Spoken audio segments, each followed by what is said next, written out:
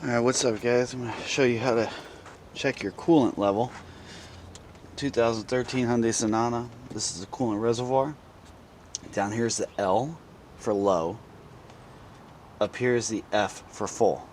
Okay, so you want to be somewhere in between here. So right now we're on the low end. The engine's cool. Hasn't ran in a while, so we know we need to add. So what you do is you open the top here. Alright guys, now if you don't have a funnel, one thing you can do is cut a water bottle. Just get some scissors, cut the water bottle in half, take it, you can almost kind of screw it in there, and it'll sit in there pretty good. It'll sit in there pretty good. Now, what you need is some 50/50 antifreeze. Okay, you can get this at O'Reilly, AutoZone. Just get some 50/50. This one you don't have to mix. If you just get regular antifreeze, you have to mix it 50/50 with water. Okay, but this one you can just add in to top off. So 50/50. We're going to come over and we're going to slowly pour in until we reach that F.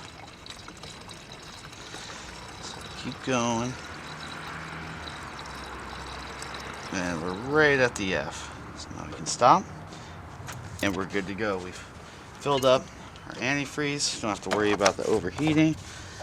Now if you're leaking somewhere, you need to figure out where you're leaking from and get that fixed.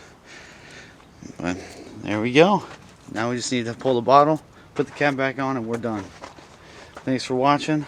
If you haven't already, please sub to the channel. It helps out a ton. Leave a like, comment. Thanks guys.